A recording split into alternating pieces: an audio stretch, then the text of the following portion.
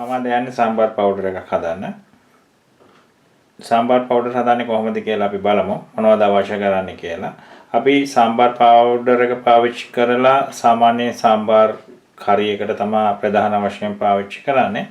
ඊට අමතරව අපිට පුළුවන් එළවලු ව්‍යංජන හදද්දිත් සාම්බාර් පවුඩර් එක පාවිච්චි කරන්න. ඒ කියන්නේ 3-5 වෙනුවට.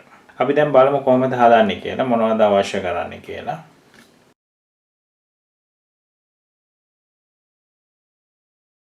මිරිස් ග්‍රෑම් 25යි, කොත්තමල්ලි ග්‍රෑම් 25යි, උළුහල් තේ හැඳි භාගයයි, ගම්මිරිස් ග්‍රෑම් 10යි, සූදුරු ග්‍රෑම් 10යි, තෝර පරිප්පු ග්‍රෑම් 10යි, කඩල පරිප්පු ග්‍රෑම් 10යි, උඳු ග්‍රෑම් 5යි. මේ තෝර පරිප්පු හොයාගන්න බැරි නම් කඩල පරිප්පු ග්‍රෑම් 20ක් ගන්න. ඊට අමතරව කහ තේ හැඳයි, කරපිංචා, පෙරුම් කායම් තේ හැඳි කාලා බොහොම පොඩ්ඩක්. අපි දැන් බලමු මේක හදන්නේ කොහොමද කියලා. මුලින්ම අපිට මේ ටික බෙද ගන්න ඕන.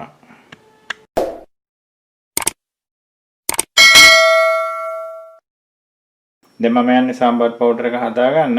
අපි මුලින්ම කරන්න ඕනේ මේ අමුද්‍රව්‍ය ටික බෙද ගන්න ඕන. ඒක අපි ලිප ලෝ හීට් එකේ තියාගෙන කබලේ දාලා බෙද ගන්නවා. මම මුලින්ම එකතු කරනවා කොත්තමල්ලි. ඊට පස්සේ එකතු කරනවා මිරිස්. ඊට පස්සේ තෝර පරිප්පු, කඩල පරිප්පු, උඳු, ගම්මිරිස්, සූදුරු, උළුහල්,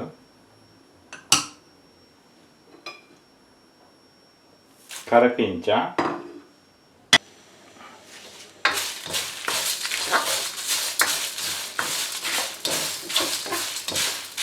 දැන් මම මේ ටික බෙදගෙන ඉවරයි.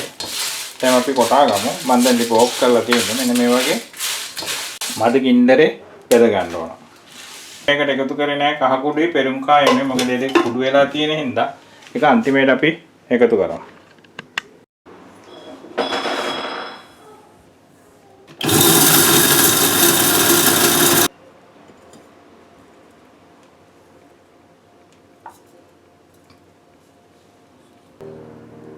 මේ තින්නේ සාම්බාර් පවුඩර් එක. මම දැන් සාම්බාර් පවුඩර් එකේ අන්තිමට කුඩු කරගන්න යන්නේ. මම දෙපාරකට කුඩු කරගත්තේ.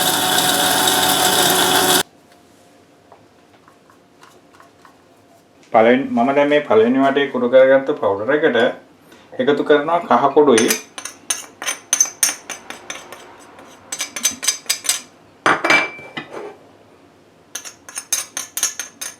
පෙරුම් කායන. මේ දෙක එකතු කරලා මේක හොඳට කලවම් කරනවා.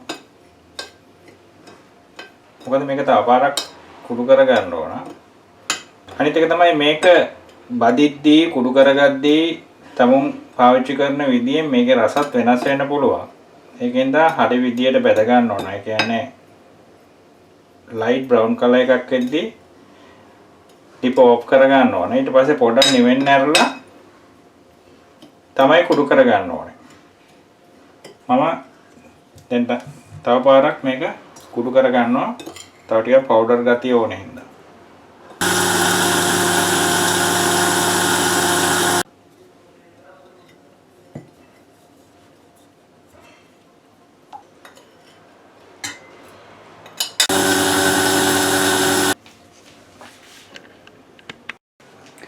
දැන් මේ තියෙන්නේ සාම්බාර් පවුඩර් එක. දැන් මම සාම්බාර් පවුඩර් එක අඹරගෙන ඉවරයි. ඔකටත් සාම්බාර් පවුඩර් හදලා බලන්න. ඔකට සාම්බාර් හදනවා නම් සාම්බාර් කරියගේ link එක මේ වීඩියෝ එක පල්ලෙහා තියෙනවා. මේක ඕනම එළවලු ව්‍යංජනයකටත් පාවිච්චි කරන්න පුළුවන් 3-5 වෙනුවට. හැබැයි මතක තියාගන්න මේක පාවිච්චි කරද්දී මිරිස් සහ ගම්මිරිස් එකතු කරනවා නම් රස බලලා තමයි එකතු කරන්න ඕනේ. මොකද මේ දෙකම මේකේ තියෙන හින්දා. ඔකටත් සාම්බාර් පවුඩර් එක හදලා සාම්බාර එකක් හදලා රස බලලා කමෙන්ට් එකක් එහෙම දාන්න. එහෙනම් අපි තවත් අලුත් වීඩියෝ එකකින් හම්බෙමු.